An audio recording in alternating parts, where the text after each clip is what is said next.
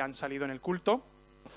Y iniciamos hoy con la serie, como ha comentado Josu, que hemos titulado Hosana. Y vamos a centrarnos en este pasaje, sobre todo en la persona de Elizabeth y en este encuentro que ella tiene con María. Y la idea es un poquito que vayamos viendo. Es verdad que la Navidad es un tiempo especial para recordar, ¿no? Pero es algo que realmente podemos vivir durante todo el año. Yo, como veréis, muchas de las ideas que quiero transmitir hoy empiezan diciendo un tiempo para, ¿no? La Navidad es un tiempo para. Lo que aprendemos de Elizabeth en este encuentro con María nos ayuda a recordar que la Navidad es un tiempo para ciertas cosas. Pero también es algo que no solo pertenece a la Navidad, es algo que se puede hacer durante todo el año y siempre, ¿no? Quería rescatar algo que ya ha dicho Josu, de Hosana, que es como una súplica. Por ejemplo, aparece en Salmo 118, 25, dice: «Oh Jehová, salva ahora te ruego». Ese salva ahora te ruego es Hosana.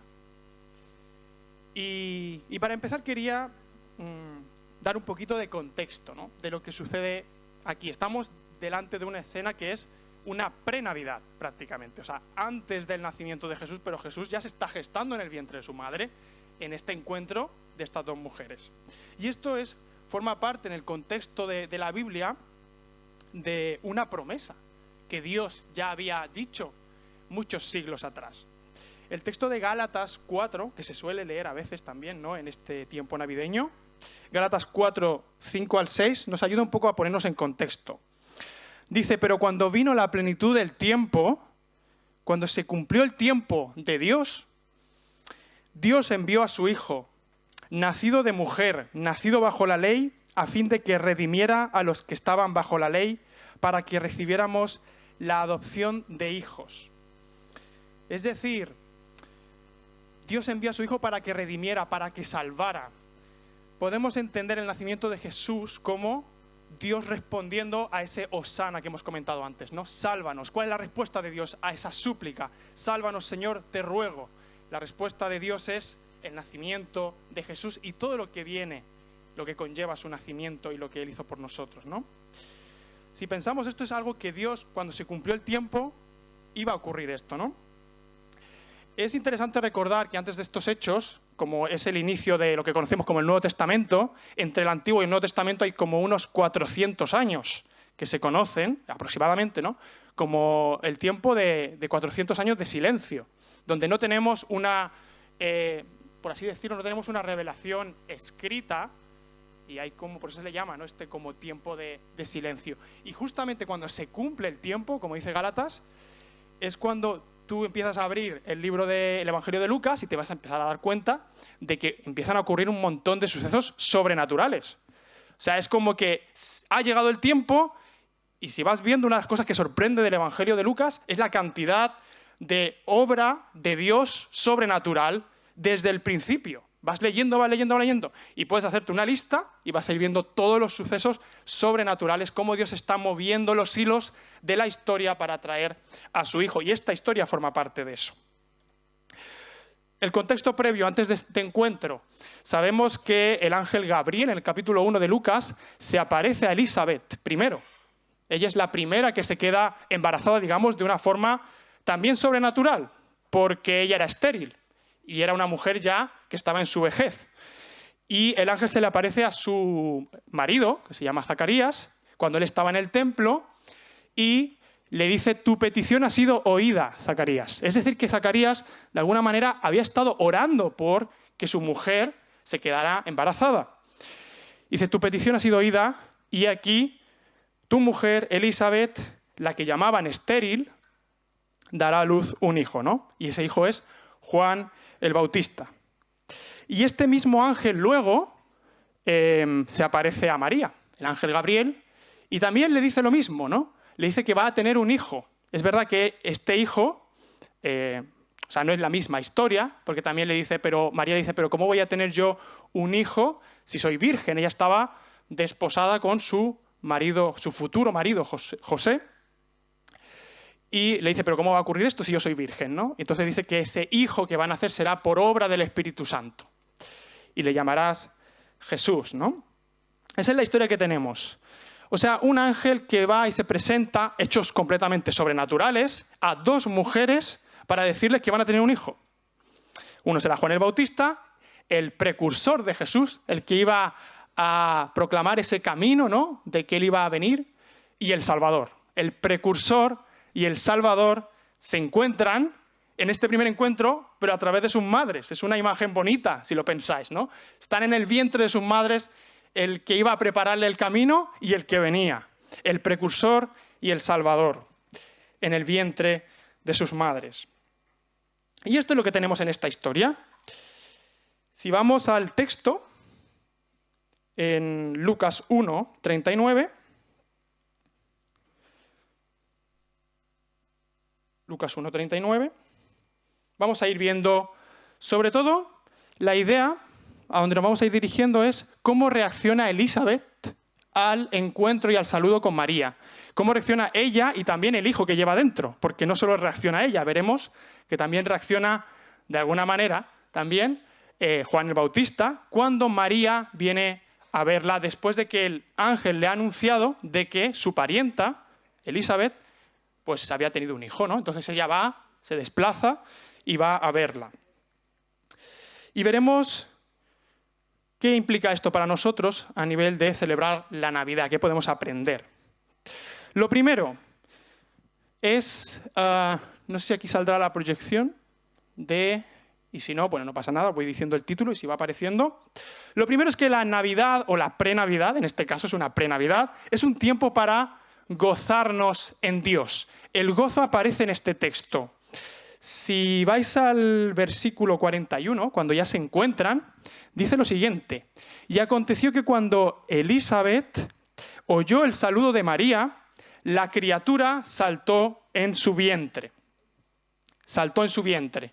Luego nos aclara el mismo texto en el 2 versículos después, o 3, en el 44, donde ella le explica a María, Elizabeth le explica a María, porque aquí apenas la voz de tu saludo llegó a mis ojos, la criatura saltó de gozo en mi vientre. Es decir, que Juan el Bautista, estando en el vientre de su madre, salta de gozo cuando Elizabeth, a través de Elizabeth, ella oye el saludo de María. De alguna manera, Juan el Bautista detecta que Jesús está en el vientre de su madre. En un periodo muy pronto, probablemente llevaba, no sé, semanas, días de embarazo, ¿no? Pero salta de gozo. ¿Por qué? Porque al final muchos repartieron un papelito de lo que hay de cuadros, ¿no? Y justamente he visto uno de los versículos que quería leer hoy, que es Lucas 2:10, cuando se dice que el nacimiento de Jesús son buenas nuevas de gran gozo. Buenas nuevas de gran gozo, ¿no?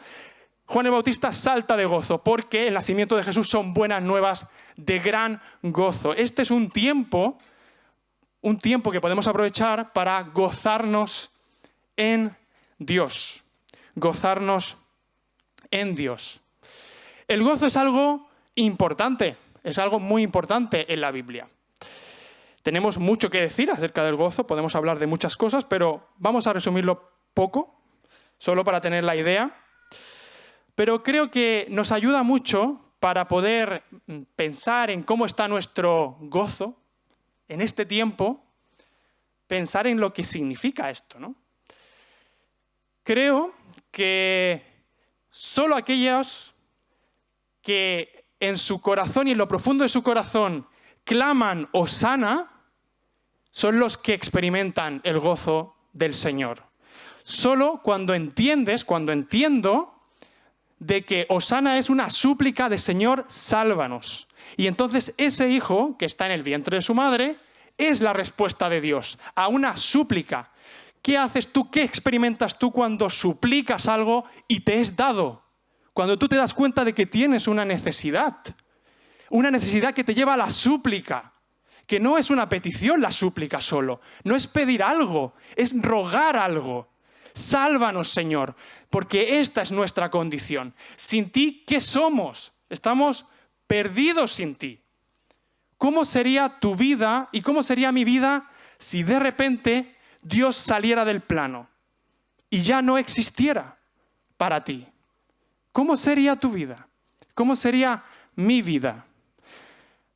Te lo explico de esta manera porque es la manera que a mí me ayuda a entender y a valorar más el tesoro que nos ha sido dado en la Navidad. Pensar, ¿qué soy yo sin ese niño? ¿Qué soy yo? ¿Qué es mi vida sin ese niño? ¿Qué sentido tiene mi vida sin ese niño? Ahora bien, ese niño está.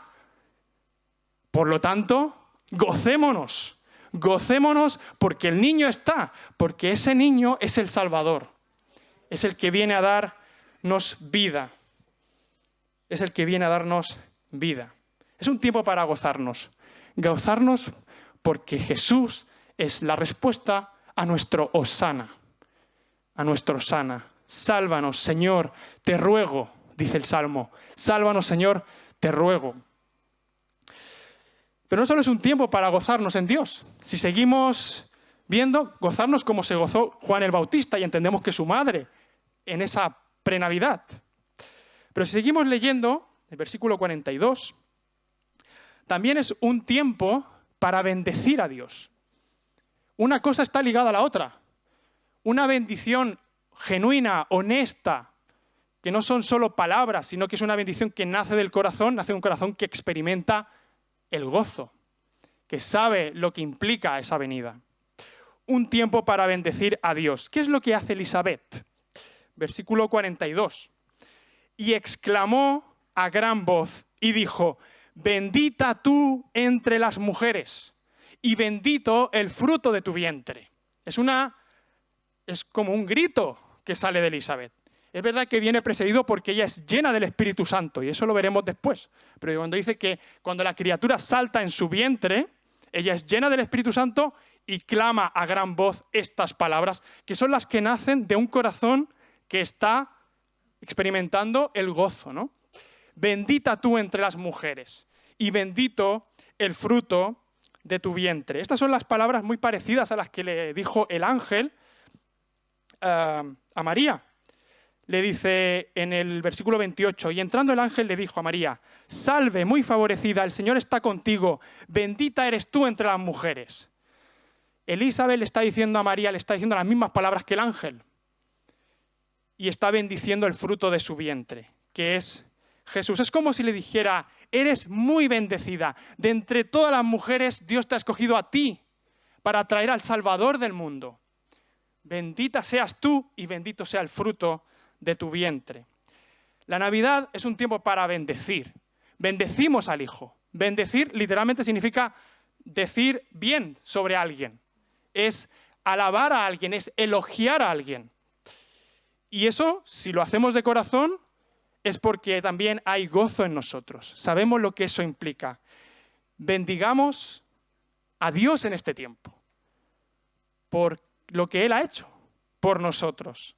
Gocémonos en Él y que ese gozo nos lleve a la alabanza, a bendecirle, a decir, bendito el fruto de tu vientre, bendito sea Jesús. Bendito sea Jesús porque Él ha venido a este mundo para salvarnos. Bendito sea su nombre. Alabémosle, porque eso es lo que nos invita a la Navidad. Es a una alabanza, a una bendición genuina que nace del corazón, de un corazón que se goza. Lo mismo de antes, al final todo tiene un continuo, porque nuestro Hosana ha sido oído en los cielos. Y la respuesta es el Hijo. Un corazón que experimenta el gozo necesita sacarlo de alguna manera, expresarlo. Y se expresa bendiciendo el nombre del Señor. Si seguimos, un tiempo para bendecir a Dios, en este mismo texto también hay una palabra que me ha gustado mucho, creo que también es una palabra que necesitamos, en la que nos va bien pensar, y es el asombro. Creo que también este es un tiempo para asombrarnos de que el Señor venga a nosotros. Mirad las palabras de Elisabet. Dice, ¿por qué me ha acontecido esto a mí? Que la madre de mi Señor venga a mí. Ese por qué me ha acontecido a mí, esto a mí, es el versículo 43. Como, ¿quién soy yo para que la madre de mi Señor venga a mí. ¿Veis el asombro acompañado de una actitud humilde? Es como que el asombro te lleva a la humildad también. Pero ella se asombra. ¿Quién soy yo?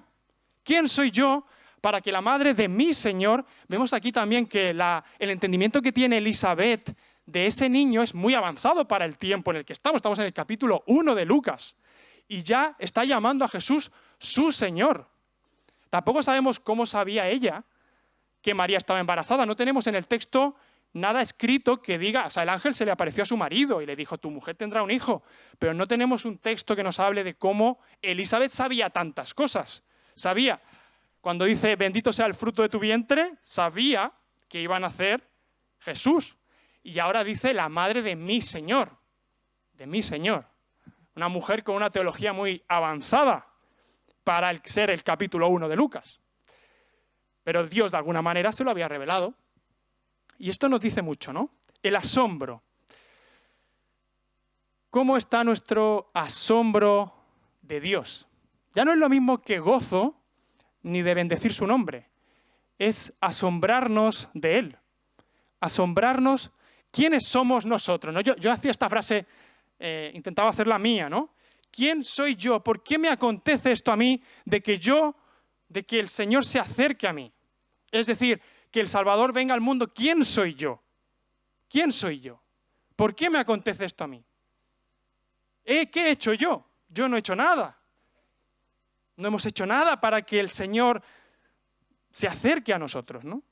Y creo que es un tiempo, también la Navidad, para asombrarnos de que siendo el Señor, sea Él el que se acerca a nosotros, ¿no?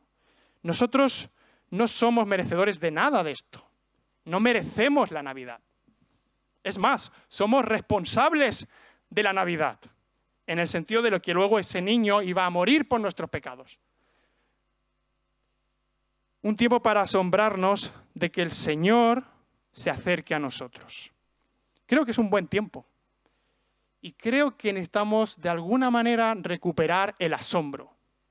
Porque el Dios que se nos relata en las Escrituras es un Dios digno de nuestro asombro. De que nosotros nos quedemos perplejos delante de lo que Él ha hecho por nosotros. Recuperemos el asombro. Recuperemos el asombro por quién es Él. ¿Quién es Dios? ¿Quién es su Hijo? ¿Quién soy yo sin Él? Y todo lo que Él ha hecho por mí. Y cómo siendo el Señor de todo el universo, se ha dignado a acercarse a nosotros. Podemos hacer nuestras estas palabras. ¿Quién soy yo para todo lo que Dios es para mí? Para todo lo que Dios ha hecho por mí. La Navidad nos invita a recuperar esta actitud, asombro y humildad. No merecemos esto, pero Dios lo hace por su gracia. Y eso sin duda, si lo piensas bien, asombra. Y por último, si seguimos avanzando en el texto, quizás la parte más central, las últimas palabras que Elizabeth le dice a María, o las últimas de esta porción. Si leemos el versículo 45, dice lo siguiente. Y bienaventurada, le está diciendo a María, la que creyó que tendrá cumplimiento lo que le fue dicho de parte del Señor. Bienaventurada la que creyó, si estás leyendo Reina Valera del 60, porque se cumplirá lo que le fue dicho de parte del Señor. Bienaventurada. La palabra bienaventurada también significa dichosa, feliz. Lo puedes traducir afortunada. Si lo quieres traducir a nuestro lenguaje más común, eso significa bienaventurada.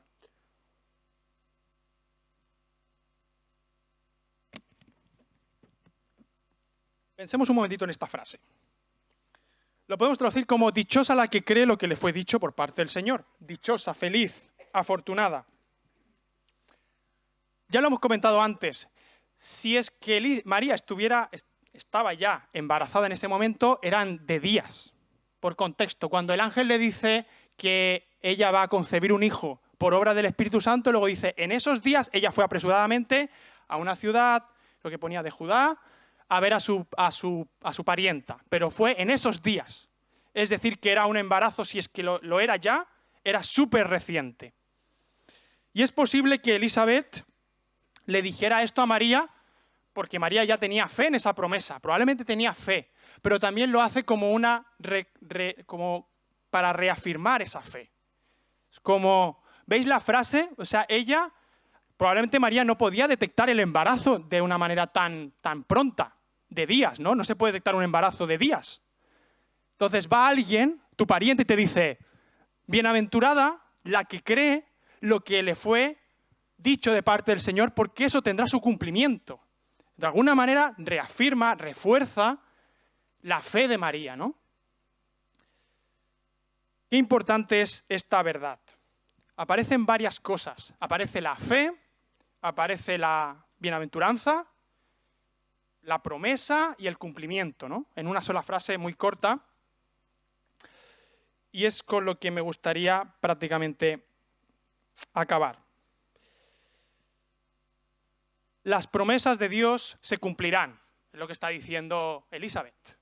Esta promesa que Dios te ha hecho, vas a tener un hijo. Posiblemente ahora mismo no lo ves.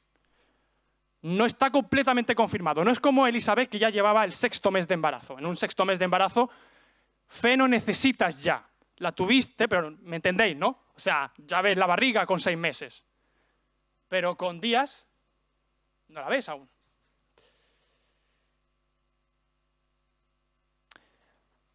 Son temas muy grandes en la Biblia, las promesas de Dios. Es un tema que me gusta a veces compartir. Y yo quiero dejarte algunas solo, porque hay tantas promesas de parte de Dios para nosotros, tantas, que si las creemos, bienaventurados somos, porque se van a cumplir. La Navidad es un recordatorio más de que Dios cumple sus promesas. El nacimiento de Jesús estaba profetizado hace siglos antes. Entonces, como Dios ya ha cumplido sus promesas, ¿por qué no va a cumplirlas ahora? Es un recordatorio de que Dios cumple sus promesas. Hay tantas promesas. Vivimos hoy, estamos aquí por las promesas de Dios cumplidas. Piensa un momento en algunas de ellas solo. Hay promesas que ya se han cumplido, como la Navidad, la venida del Hijo, la muerte del Hijo, la resurrección del Hijo, la ascensión del Hijo. Todo eso ya se cumplió. Pero también hay promesas, a veces hablamos de promesas pasadas y promesas futuras, pero también hay promesas presentes. Es decir, hoy en día Dios sigue cumpliendo sus promesas en nosotros. Dios promete, el Hijo intercede por nosotros, eso está en las Escrituras. Y eso lo está haciendo ahora y es una promesa en la que tú puedes confiar. El Hijo, que está a la diestra del Padre, es el que intercede por nosotros. Es una promesa que tú puedes creer o no creer. Pero si recuerdas la Navidad, dirás, así como Dios lo que prometió lo cumplió, eso también lo cumple. Dios te ama. ¿Cuánto te lo puedes creer? ¿Hasta qué punto te lo puedes creer? Porque también es una promesa de Dios. Dios te ama. Dios te perdona. Es una promesa de Dios. Dios ha prometido que si confesamos nuestros pecados, Él es fiel y justo para perdonarnos. ¿Esa es una promesa o no es una promesa? Y es una promesa presente, futura, pasada, es de ahora. Es una promesa que nos hace vivir ahora. Ahora vivimos con esa promesa, creemos en esa promesa. Dios te capacita. Dios ha enviado al Espíritu Santo en ti, promesa presente. Tú crees que tienes el Espíritu Santo en ti por una promesa. ¿Y qué pasa con las promesas futuras? De que el Hijo que vino al mundo, que murió, que resucitó, que ascendió a los cielos, volverá otra vez. ¿Y qué de la promesa de los cielos nuevos y la tierra nueva? ¿Y qué de la promesa de que un día resucitaremos? Vivimos por las promesas de Dios. Estamos aquí por las promesas de Dios. Y la Navidad me dice, Dios cumple sus promesas. Por lo tanto, gózate, alégrate, eres un bienaventurado, una bienaventurada, si crees lo que te ha sido dicho de parte del Señor, porque tendrá su cumplimiento final. Eso es lo que nos dice la Navidad. Dichosos somos si confiamos en lo que Dios ha dicho, porque Dios lo cumplirá. Que la Navidad nos refuerce en esto, recordar cómo Dios cumple sus promesas. Conclusión. Hay alguien en este texto, vamos a decir, alguien que no hemos mencionado mucho. y que aparece. Y aparece en los 2 primeros capítulos como 6 o 7 veces de Lucas. Y es el Espíritu Santo. Todo lo que ocurre en este encuentro, todo podremos decir que es por obra del Espíritu Santo. Elizabeth es llena del Espíritu Santo y dice todas estas cosas.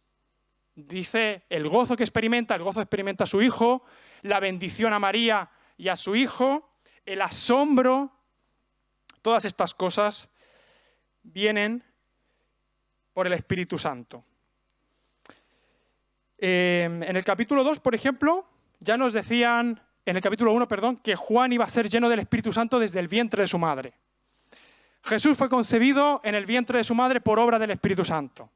Elizabeth fue llena del Espíritu Santo. El Espíritu Santo aparece como 7 veces en los 2 primeros capítulos. Eso también nos llama la atención, porque al final la Navidad es obra del Espíritu Santo. Es obra del Espíritu Santo.